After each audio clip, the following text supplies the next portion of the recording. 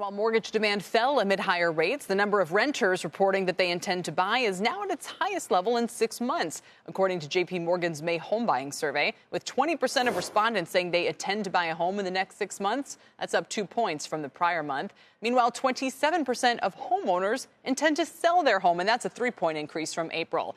Both cohorts, interestingly, showed strong preferences for newly built homes. Will that mean a boost for the builders? They've already had a pretty nice one. Joining me to discuss is Michael Rehaut. He's senior home building analyst at JPMorgan.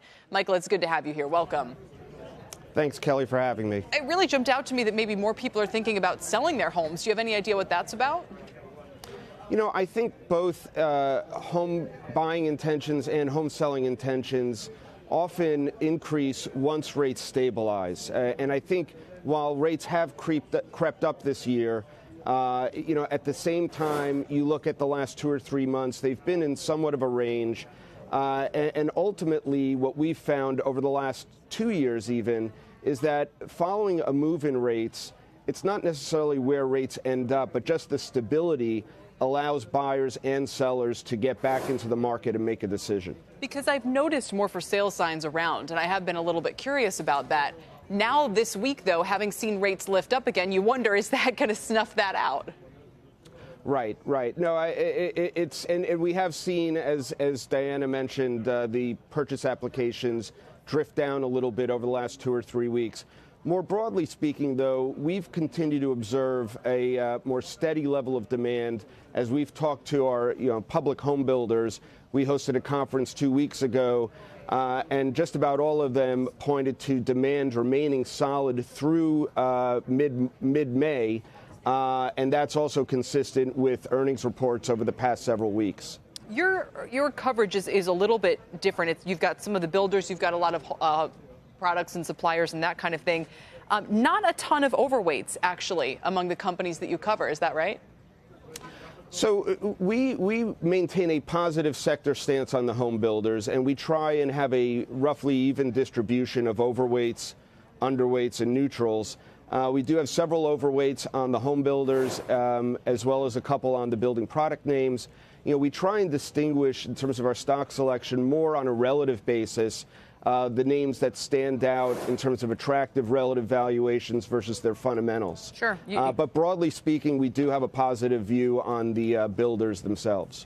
Yeah, KB, Lennar, D.R. Horton, NVR, you're neutral on all of those. You're positive, actually, on Pulte, Taylor Morrison, Toll even. Why did those stand out? Just kind of company specific? Right. So, I mean, the way we approach our stock selection is actually a little different from many of our peers on the street.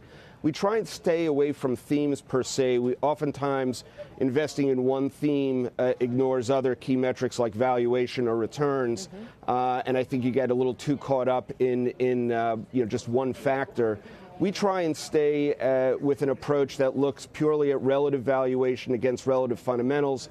Pulte screens very well in that regard, trading at a discount on a price-to-earnings basis, only a modest premium on a price-to-book basis to D.R. Horton, despite having a return on equity, by our estimates, about 400 basis points above Horton. So we like that relative valuation, again, in the context of a more positive view for the group. And certainly our neutrals do still, in fact, convey that, we would expect them to go up roughly in line with the average upside that we still see about 10% for the group right here. And that's what's been so interesting about this trade the last couple of years. It's lifted all boats. You've been able to kind of close your eyes and just buy the builders, broadly speaking. And from your survey intentions, people still are seeking that new product.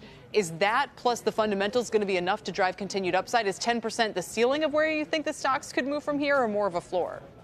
Right. So I appreciate that. I think, a couple of points. One is that our price targets are, December 2024. So that's essentially only over the next 6 months. We're looking for low double-digit earnings growth this year and next. And so as you look into next year and over the next 3 or 4 months, certainly you're going to have price targets roll over to year-end 25.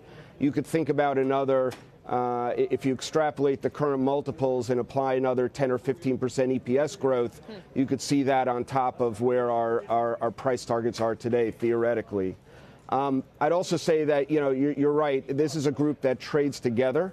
I often tell investors, 75% of your work is whether or not you want to buy a home builder, period. Yeah. But there is stock selection that's important. And year to date, Toll and Pulte have been the best performers among the larger cap names, whereas you have other builders that are slightly negative year to date. That's a great point. I didn't even realize that. Michael, great to have you on today. Thanks for your time. We appreciate it.